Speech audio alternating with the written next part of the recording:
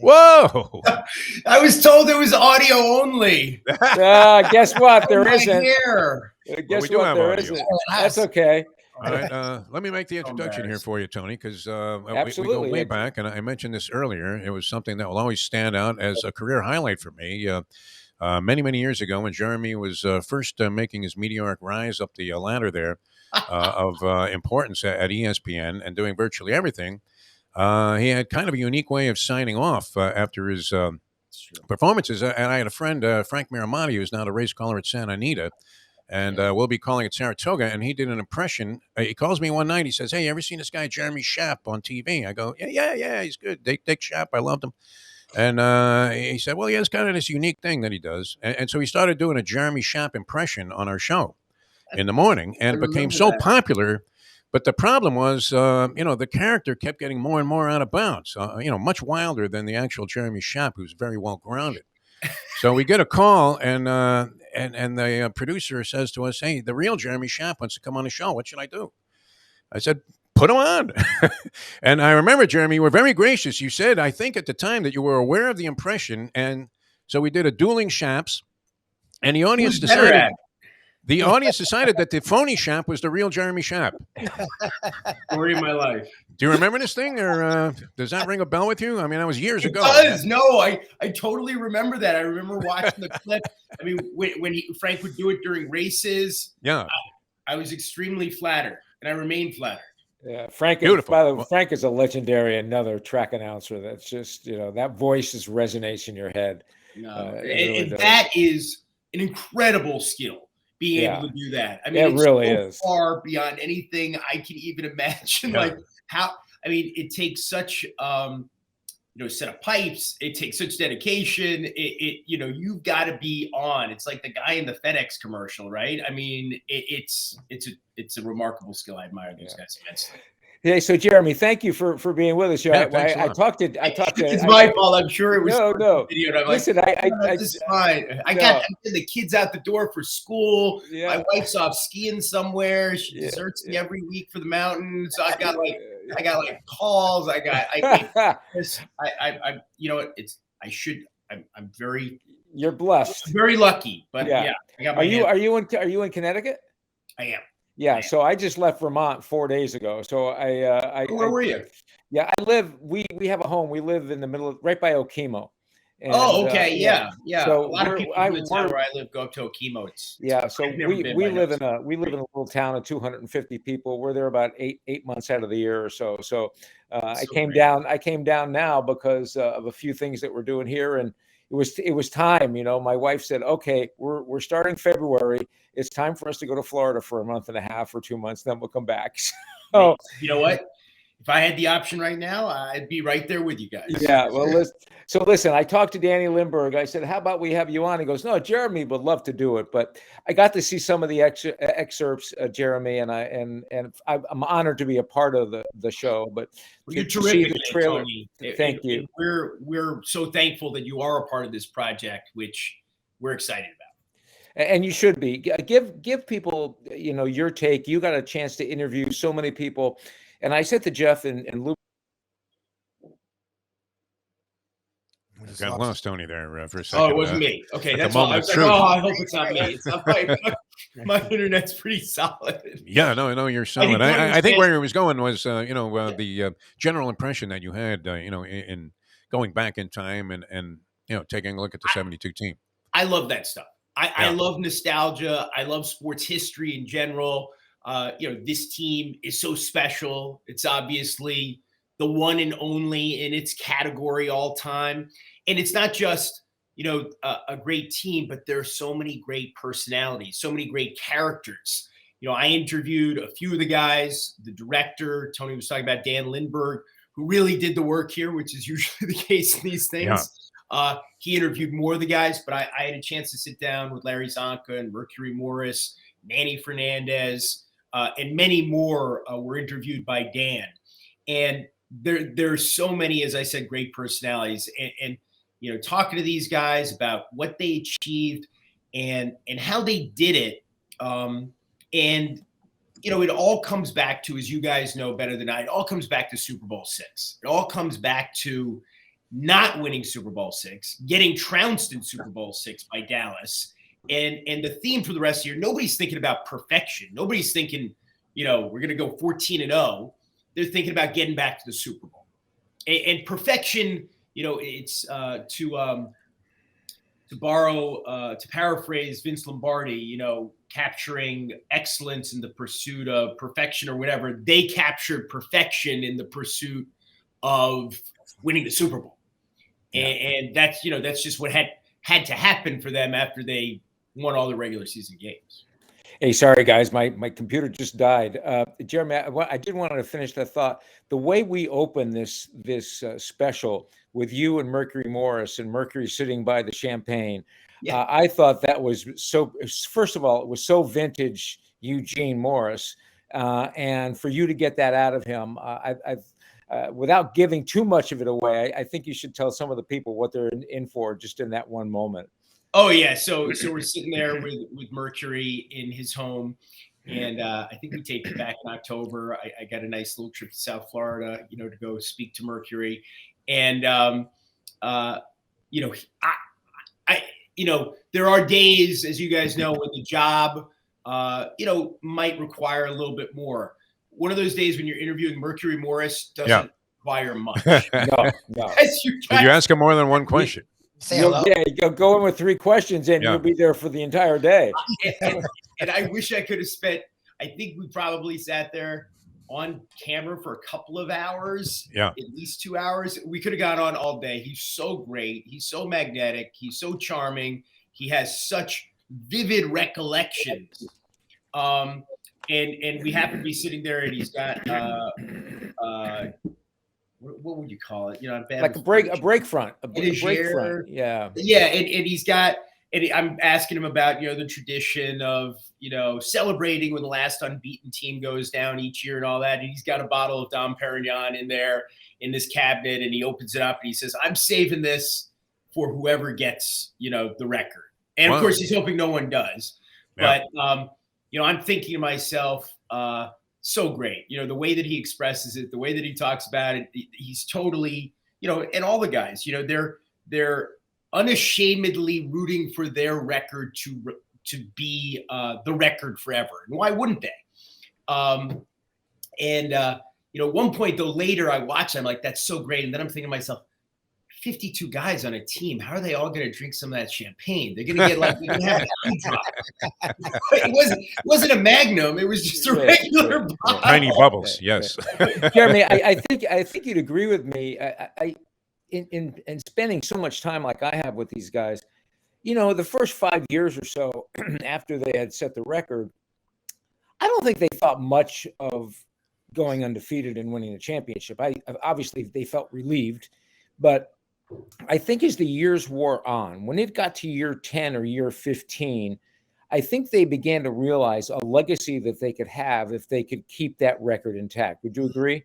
I think that's exactly right. I think in the moment, it was different. At that point, the league's half a century old. There had been a couple teams previously that had completed perfect regular seasons. They probably didn't think, any of them, that we'd be here 50 years later, they'd still be the only ones. And what's great about getting the opportunities to do these kinds of stories, the anniversaries, the big round numbers, perspectives change. A lot has been done on the 72 Dolphins. We're not the first people to discover, oh wow, there was this undefeated team. Let's do a documentary. But perspectives change over the years, and the way that people reflect on things and their memories, those that they choose to emphasize, and people are willing to say things, and they might be more reflective and more introspective now in their 70s than they were in their 40s or their 50s. Go ahead, Luby. Well, Jeremy, it's funny because we're in the biosphere of South Florida. So this means so much to us. Like to this day, my mother grew up with that group, and she always had a beef with Dan Marino because he wasn't on that group, which it wasn't Dan Marino's fault. Still hates Marino to this day. 1983. What do you want from me? Why wasn't he born earlier? Right. You want him to be. So it holds such, and those guys, the irreverence around that group to this day is such a big thing.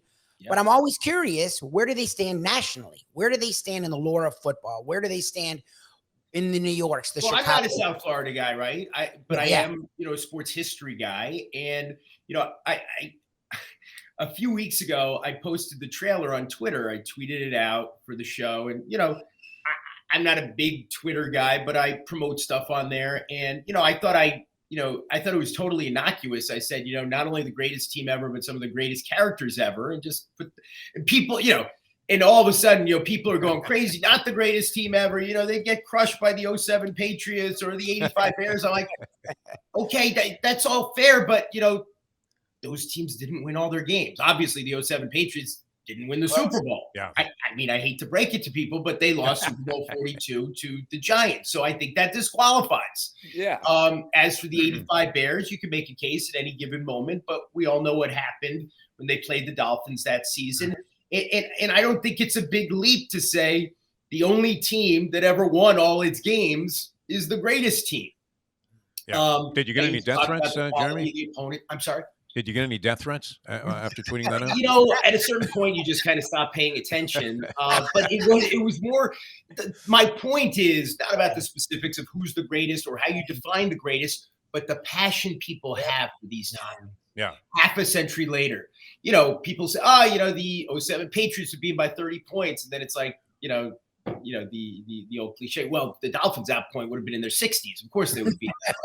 However, it's tough comparing among you.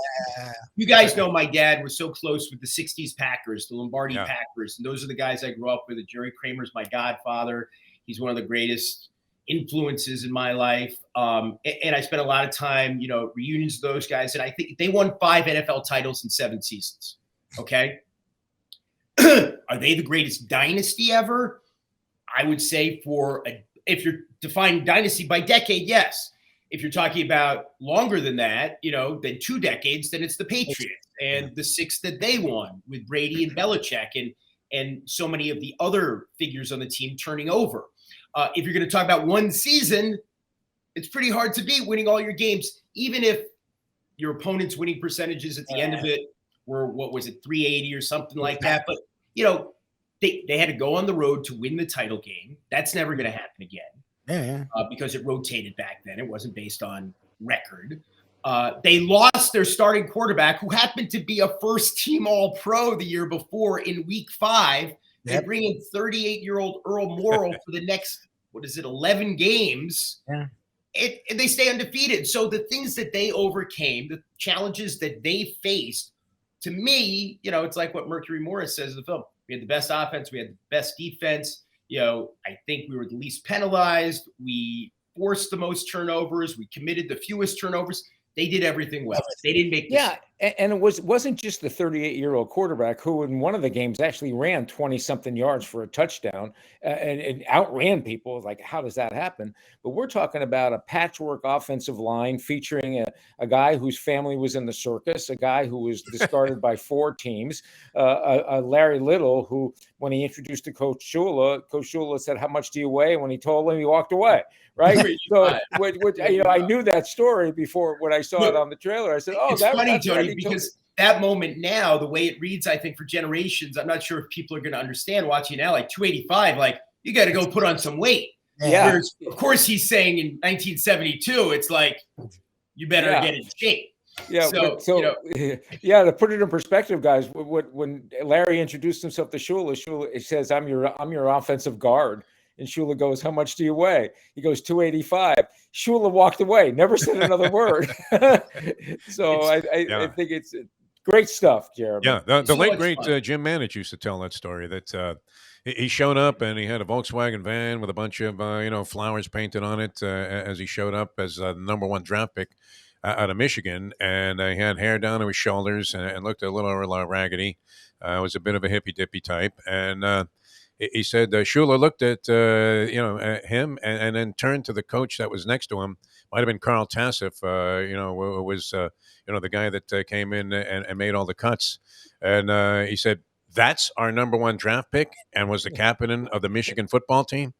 And that was his first impression of Mandich, who was instrumental, obviously, in the 72 team's success. Yeah, and Zonka, I asked him, "What did you think of Don Shula the first time you met him?" and I didn't like him at all. And they got the shared Hungarian background, and and there was, he came in, he was 40 years old, he was hard charging, he was relentless. His methods today would not be acceptable. It's a different game, but he was a perfectionist, and he had a chip on his shoulder after losing Super Bowl III and the '64 NFL title game to the Browns. And it's hard to, relate to this day, but Don Shula at that point, when he's hired in 1970, still had something to prove, and he proved it. Yeah, he did. And I think that, Jeremy, when you started this segment, talking about they were, Super Bowl VI was the driving force behind all of this. And I think for Shula, Super Bowl losing the name of Super Bowl III was the driving force behind all of that. Right. I think that that was the quest. I never got a chance to know what he asked the Lord when he went to mass every morning, but it had to be, you've got to help me win another one or win one finally. No doubt. No doubt. So, the stories are so great. And I think, they're perfect, right? But would people look at it a little bit differently if they had actually won that Super Bowl 17-0? The way, it should have gone if everything works out with that attempt, and Yepremian doesn't make, I like to call it the most ill-advised pass attempt in the history of tackle football. And that was the idea. That was the first time all year, the only time all year in the final moments where, Shula was kind of looking at poetry and how they would be perceived by posterity because the symmetry of 17-0 and a 17-0 season. And then look what happens, right? Yeah. Well, listen, we so look forward to this special, Jeremy, and like I am just so honored to be a part of it. And it's great to have you in there, Tony. It really, it's been special, and I really admire what Dan Lindbergh and what you have been able to do to put this together. I think people are going to be moved by it. Again, it's going to call The Perfect Train, and it's on ABC Sunday, right before the Pro Bowl, right, Jeremy? That's right. It's on at noon Sunday on ABC. Right. And then it's on ESPN and ESPN2. And I believe on Thursday at 1:00, they're going to have Larry Zonka on live on the ESPN on Sports Center. That's right. Tomorrow I'm interviewing Larry on Sports Center. That's right. Yeah. That's the 1:00 Sports Center, right? 1:00. Yeah. And that segment, is usually on around 1:30. Right. Terrific. Excellent. Right. Well, Jeremy, thank you Great for stuff. being Thanks. on with us. Thank you, guys. Thanks for dealing with not really. There was video going on, and you look great. You look great. Better than us. Stay warm in Connecticut, and honored to have you on with us. Always a good guy, Thanks, man. guys. Jeremy Schaap. So much fun. Great. Thanks, Jeremy. Jeremy Schaap, ESPN.